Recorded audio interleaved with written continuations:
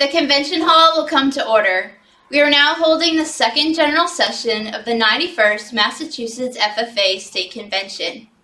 Mr. Vice President, are all officers at their stations? I shall call the roll of officers, determine if they are at their stations, and report back to you, Madam President. The parliamentarian. Here by the copy of Robert's Rule of Order. Your duties there? It is my duty to serve as an advisor and consultant to the President and members on procedural matters. I strive to make sure that parliamentary procedures are being carried out efficiently. The Sentinel. Stationed by the door. Your duties there? Through this door pass many friends of the FFA. It is my duty to see that the door is open to our friends at all times and that they are welcome. I care for the meeting room and paraphernalia. I strive to keep the room comfortable and assist the President in maintaining order. The reporter.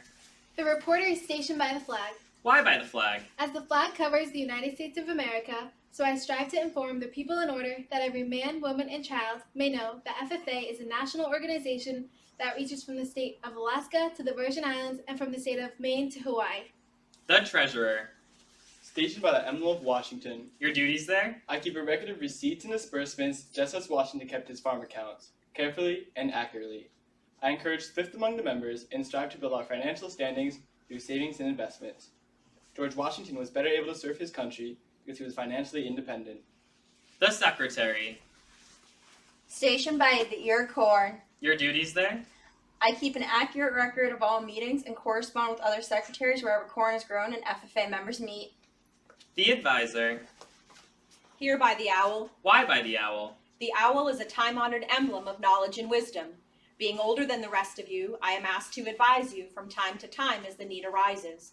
I hope that my advice will always be based upon true knowledge and ripen with wisdom. Mr. Vice President, why do you keep a plow at your station? The plow is a symbol of labor and tillage of the soil. Without labor, neither knowledge nor wisdom can accomplish much. My duties require me to assist at all times in directing the works of our organization. I preside over the meetings in the absence of our president, whose place is beneath the rising sun. Why is the president so stationed? The rising sun is a token of a new era in agriculture. If we shall follow the leadership of our president, we shall be led out of the darkness of selfishness into the glorious sunlight of brotherhood and cooperation. Madam President, all officers are at their stations. Thank you, Mr. Vice President. The Secretary will call the roll of members. There are many members and guests present, Madam President. Thank you. FFA members, why are we here? To practice brotherhood, honor agricultural opportunities and responsibilities, and develop those qualities of leadership which an FFA member should possess. May we accomplish our purposes.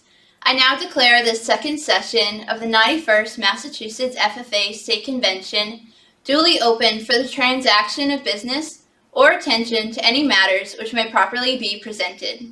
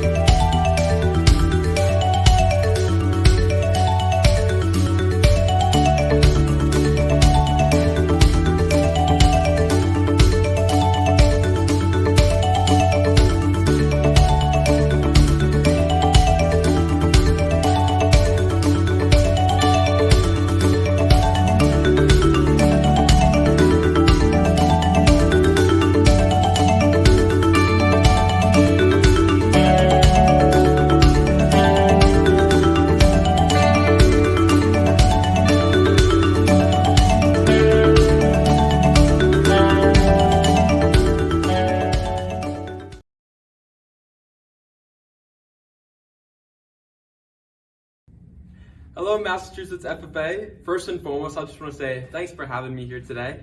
I know things have looked a little different this year, but I'm so excited to celebrate y'all this past year for the great work you've accomplished and your different ways to stay active in FFA and just being involved with members through your association. And we've probably been sitting down for a little bit, and if you're anything like me, you probably need a little bit of a break to kind of get your body moving a little bit. And what I like to do, just like any good sporting event, is just a simple idea of stretching. So no matter where you are, if you're in your kitchen right now, if you're having a snack, if you're currently laying down, I want us to get up really quick and do the stretch with me. So let's go ahead and stretch to our left. All right, stretch to our right. Really get that stretch on. Stretch down low. Perfect, and stretch for the sky. Take a deep breath in. Perfect. We are ready for our time together. Now, as we get started, I want us to take a look at this bandana. Nothing fancy, just an orange bandana. What do we think it could be used for? Sure, some of us may be thinking a new piece of clothing, maybe an accessory, maybe even keeping up with TikTok's newest dance trends or something like that. But I want us to think what this specific bandana could be used for. As I look at it, I'm reminded of all the memories I've ever had with it. From the school pep rallies to spirit days, to even all the condiments I would wipe off my shirt with it. But the most important memory I've yet to share was towards the end of my high school career. And I know what you're probably thinking. What kind of weird obsession does this dude have with bandanas? But I don't. Just follow along and you'll find out why it's so significant to my life. You see, it all started in that one sunny summer day in Hopeville, California. Hopeville and the Imperial County is known for its hot weather. We even have this famous slogan that says, "The Imperial County, where the sun spends the winter."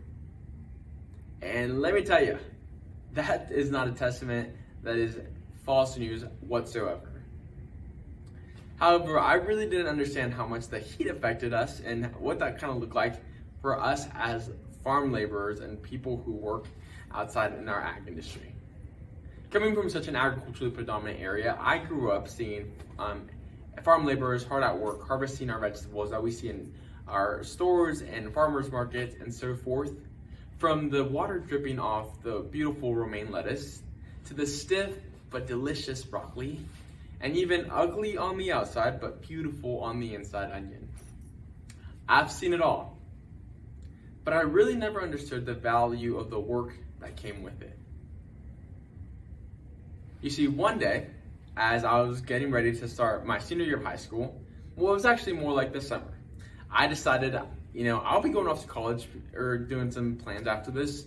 I should help my family in some shape, way, or form. So I decided to get my hands dirty and work at our local onion shed. And this experience was like no other. For the longest time, I wondered what kind of person it took to work at such an establishment. It wasn't glorious, it wasn't glamorous, nor was it luxurious. As a matter of fact, people look down on individuals who do this type of work because it is beneath them. But if there's anything I've learned in my short 20 years of life, is that these individuals are some of the best people to spend your time with. My first day at the job, I remember stepping into the building that was already hot and adding the aluminum around it and the tin building. It made it even warmer. There I saw men with back braces, hoisting sacks of onions from left to right. I saw older women sifting through onions, sorting out the bad ones that consumers wouldn't buy.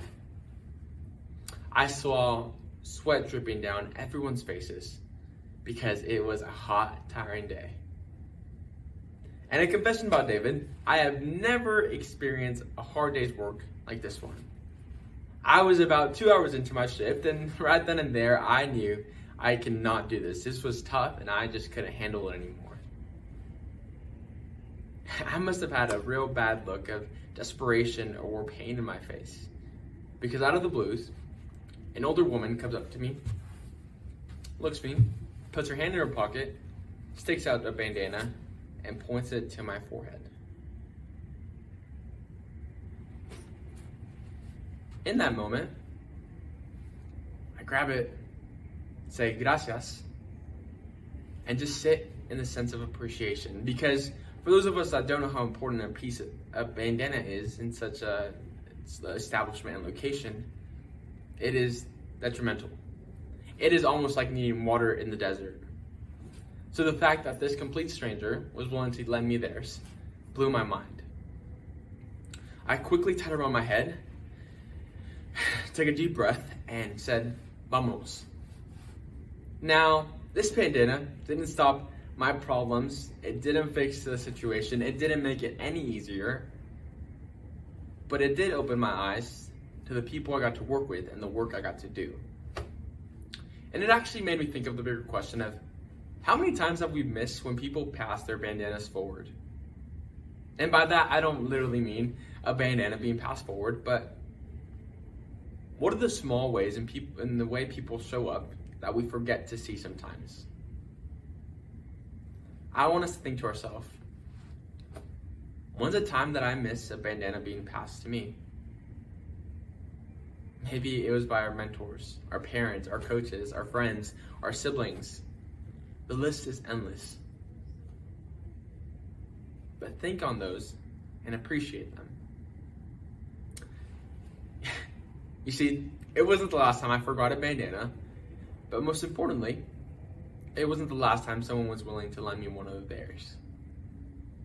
And in that incident, I knew the people I was working with were built different. And not built different like a bodybuilder or a CrossFitter or anything like that, even Hulk really, but built different in the way they approach the work and the people they've got to work with. They showed up every day, 100%, filled with pride for the work that others don't find as valuable. They found ways to pay it forward with what little they had. They are in many ways the backbone of our industry. The individuals who wake up before the sunset and go to bed after the sun sets. And it made me question, and really reflect, we as leaders need to do this more often. Not only in this association, in this organization, but this world. We too need to step up and pass our bandana forward in the small ways. And I know we may be thinking, David, that sounds like a great idea, but I don't know how to do it. Luckily, I think there's a 3-step process in which we can make it happen for all of us. The first one starts with the simple idea to own up. Own up to the fact that you didn't get here today out of simple luck. I look at me, for instance. I currently get to serve on the largest student-led organization, serving over 760,000 FFA members across the country and in Puerto Rico.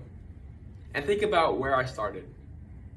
A small rural town in Southern California in a divorce home who was socioeconomically challenged. And never in a million years would I thought those two would correlate and end up in the same picture. However, here I am, wearing this blank jacket on the back, because people have helped me get to where I am today. People like my advisor, Mrs. Cox, my mother, my sisters, friends, teachers, mentors. So when we own up to the fact that we're here because of people, we can move forward in the direction in which we help others. There's a quote that reads, "Nothing of me is real. I'm a combined effort of everyone I have ever met," by Chuck P. And for the longest time, I didn't understand this quote. But when I got the chance to meet Emily from Florida, that quickly changed. You see, Emily's journey did not start like most of ours, who were either thrown into FFA by accident or were forced by our parents or siblings, maybe just wanted to try it out.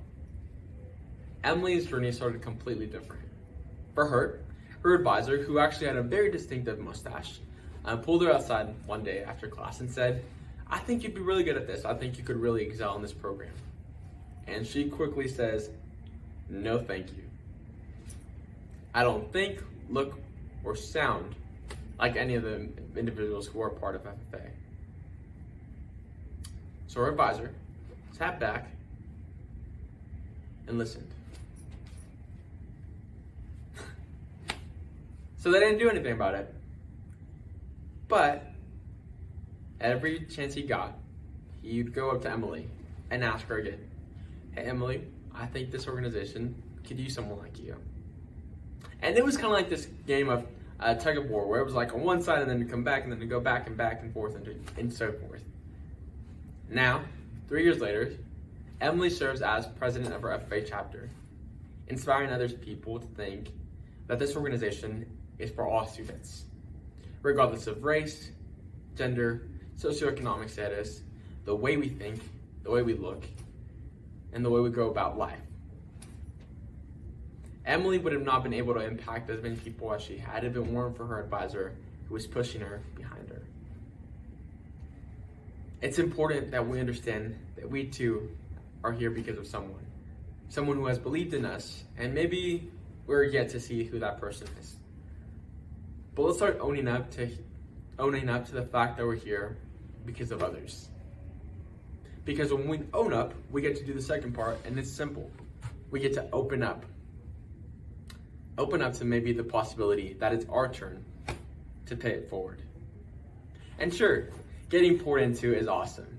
It's great when you get to learn from other people and get more knowledge and skills and wisdom. But what if we started pouring what we have in our cups towards others? Helping this world become better. And maybe we already do that with our younger siblings, helping them with homework. Or maybe it's unloading the dishwasher or doing chores before we're asked by our parents. Maybe it's staying after practice to help your teammates free throw get better. These are the small but impactful ways in which we can pass our bandana forward to the people around us. So I want us to think to ourselves really quick. Who can I help, and how can I help them? Who can I help, and how can I help them? Because when we identify those individuals, we get to step up and open up to the fact that it's our turn to pass our bandana forward.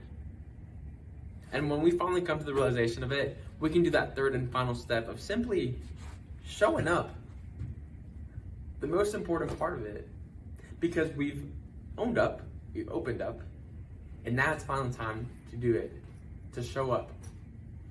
It's safe to say this year has looked like no other. We have gone through a pandemic, a hopefully once in a lifetime, fingers crossed, double fingers crossed, toes crossed. But it's been rough. It's felt like conversations about being stuck at home and restricting back our activities have been endless. But something else that has been endless is conversations that students have had, or our teachers have had, to make experiences for students worthwhile and memorable. So I'd like to take a second and just give a round of applause to our ag educators across the country for making that first year members experience just as memorable as the last year's members. And I've seen this in a bunch of different scenarios with teachers like Miss Campbell from Snow Canyon in Utah, Miss Davis from Arabia Mountain in Georgia, Mr. Fox from Alaska. These individuals have shown up. So now it's our turn to do it as well. And I'm not asking us to do some crazy idea like go run a 5K or anything like that. But show up in the simple ways. It's as simple as turning on our cameras when participating in virtual events, because it helps the people around you have a better experience. It's being a listening ear to a friend during a difficult situation, or learning how to learn from the experiences or the different ways of thinking from others around us. It's the simple ways that count and matter. So how will you pass your bandana forward? Will you?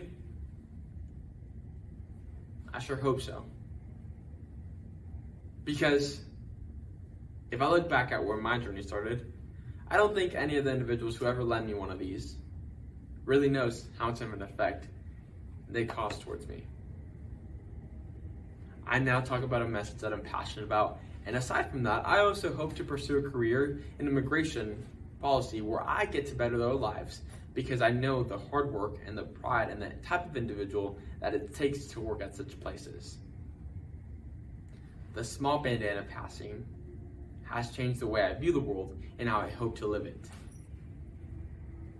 I will never forget my times at the Onion Shed, and more specifically, never forget the times I forgot a bandana, but even better, the times I was lended one by a friend, a complete stranger. People twice my age, 3 times my age even sometimes. So I hope you too will rise to the challenge and decide to own up, open up, and show up every single day. Because this world needs more of you and more leaders who are willing to do that. I believe in y'all, and keep doing the good work. Gracias a todos. Esto ha sido maravilloso, and I hope y'all continue to have a great experience here. Thank you to the state staff and the state officers who have put so much effort into creating memorable experiences for all. Continue enjoying state convention, y'all. Thank you all so much.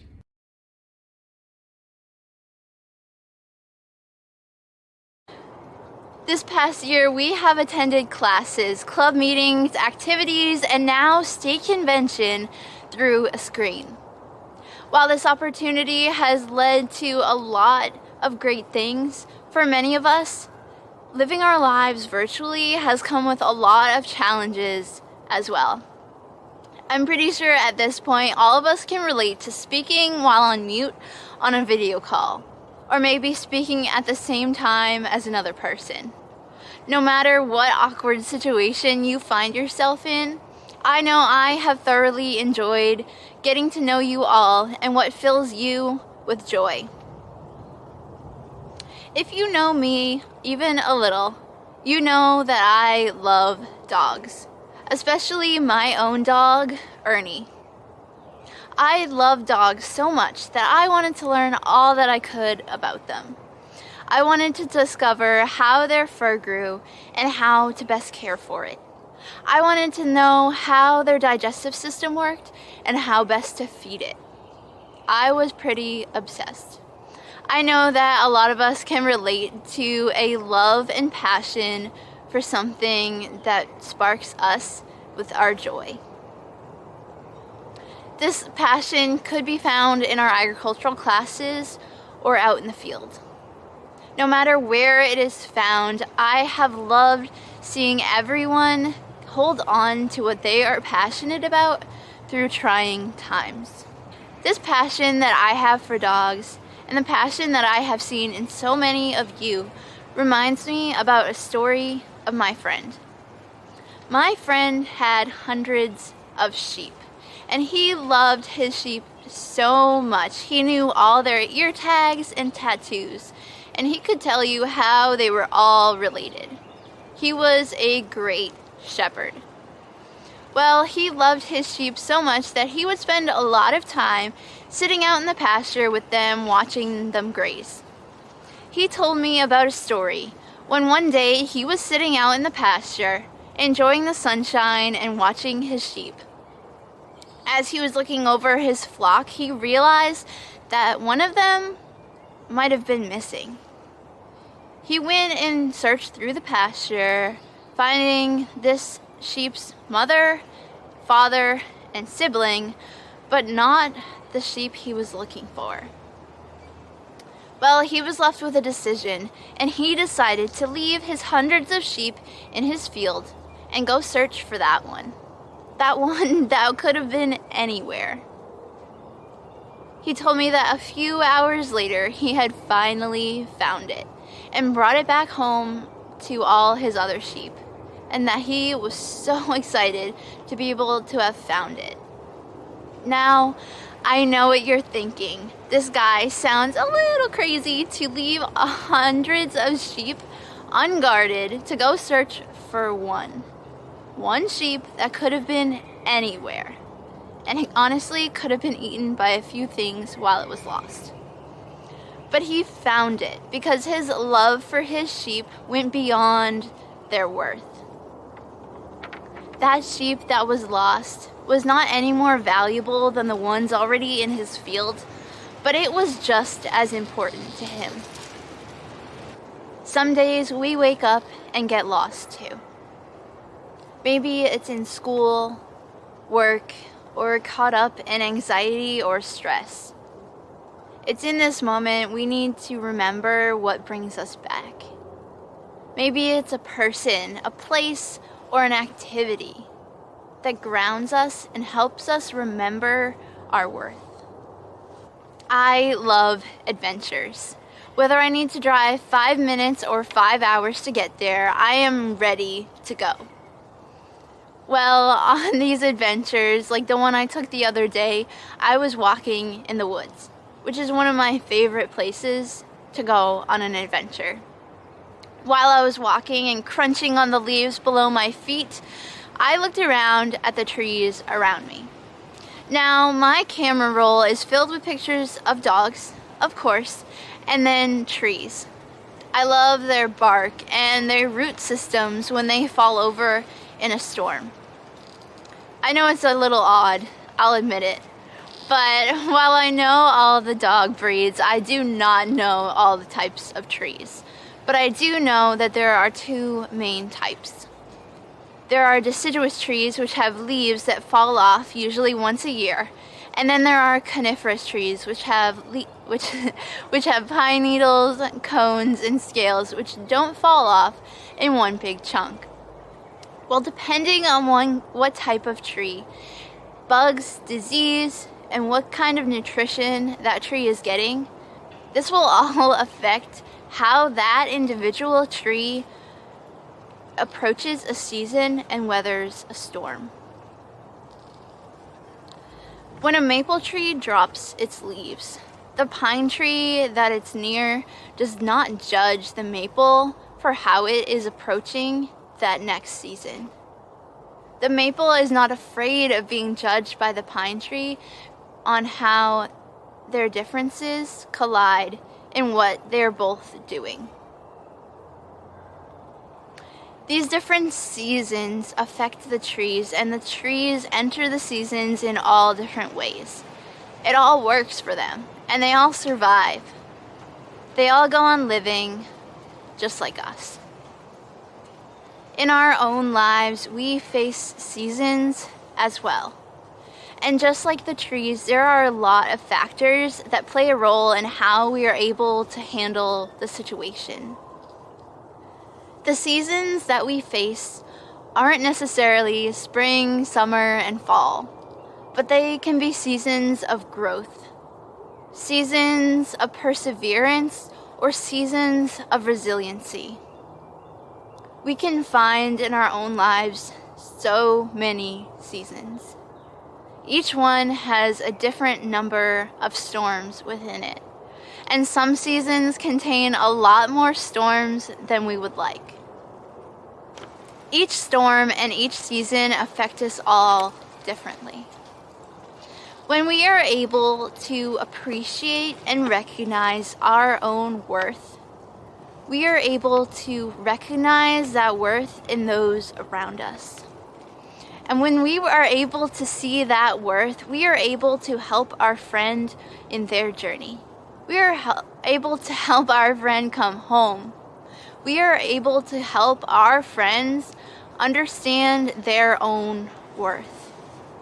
And we are able to help our friends elevate to their greatest potential.